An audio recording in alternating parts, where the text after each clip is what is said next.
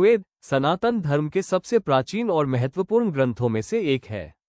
ये 4 वेदों ऋग्वेद, यजुर्वेद, सामवेद, अथर्ववेद में सबसे पहला है और इसे मानव इतिहास की सबसे पुरानी उपलब्ध साहित्यिक कृतियों में से एक माना जाता है। यहाँ ऋग्वेद के बारे में विस्तृत जानकारी दी गई है। 1. ऋग्वेद क्या है? ऋग्वेद वैदिक संस्कृत भजनों, सूक्तों का एक प्राचीन भारतीय संग्रह है। ऋग का अर्थ स्तुति या मंत्र है और वेद का अर्थ ज्ञान है। इसमें देवताओं की स्तुति में गाए गए मंत्रों का संकलन है, जिनका उपयोग यज्ञों और धार्मिक अनुष्ठानों में देवताओं का आह्वान करने के लिए किया जाता था। 2. संरचना और मंडल ऋग्वेद को 10 मंडलों, पुस्तकों या अध्यायों में विभाजित किया गया है। इसमें 1028 सूक्त, भजन या श्लोक संग्रह हैं, जिनमें 11 बालखिल्य सूक्त भी शामिल हैं। कुल मिलाकर ऋग्वेद में लगभग 10,462 से 10,580 मंत्र ऋचाएं हैं। मंत्रों की संख्या पर विद्वानों में कुछ मतभेद है।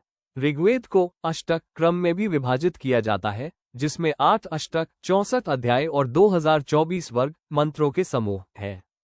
3. रचनाकाल ऋग्वेद की रचना का समय आमतौर पर 1500 ईसा पूर्व से 1000 ईसा पूर्व के बीच माना जाता है, जो प्रारंभिक वैदिक काल या कांस्य युग के उत्तरार्ध का है।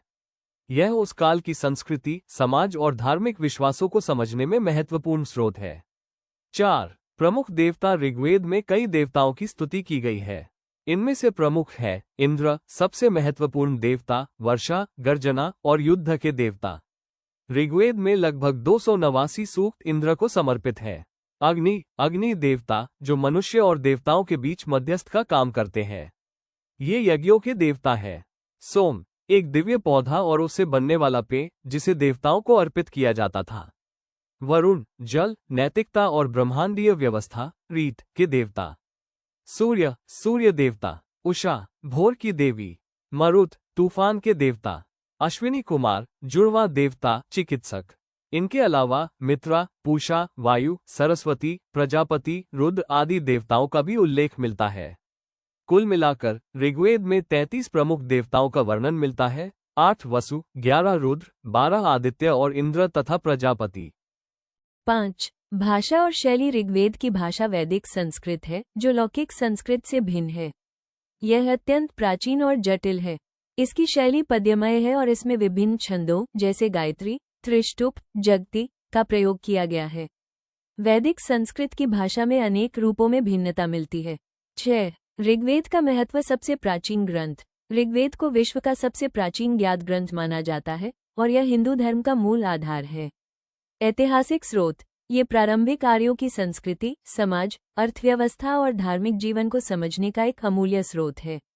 दार्शनिक और आध्यात्मिक। इसमें न केवल देवताओं की स्तुतियां हैं, बल्कि ब्रह्मांड की उत्पत्ति, सृष्टि के रहस्य और जीवन के नैतिक मूल्यों पर भी दार्शनिक विचार मिलते हैं, जैसे पुरुष सूक्त, नासदीय सूक्त।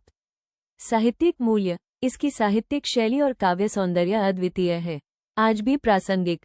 ऋग्वेद के मंत्रों का उपयोग आज भी हिंदू धर्म में पूजा पाठ, अनुष्ठानों और धार्मिक कार्यों में किया जाता है।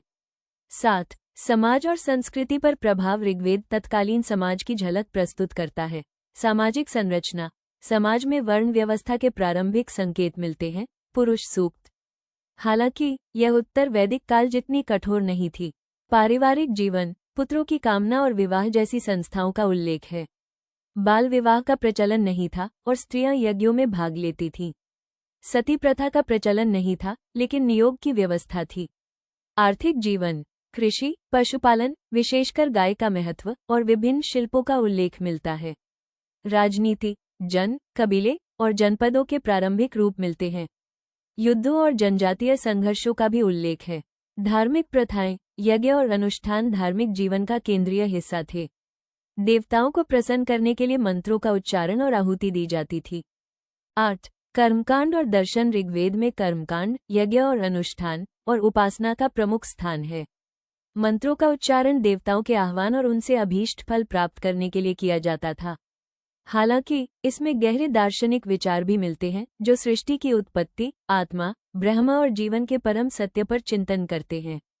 कुछ सूक्तों में इन दार्शनिक पहलुओं पर विशेष जोर दिया गया है, जो बाद के उपनिषदों के लिए आधार बने। संक्षेप में, ऋग्वेद केवल धार्मिक ग्रंथ नहीं है, बल्कि यह प्राचीन भारत की सभ्यता, संस्कृति, भाषा और विचारों का एक विशाल भंडार है, जिसने भारतीय उपमहाद्वीप के इतिहास और दर्शन पर गहरा प्रभाव डाला है।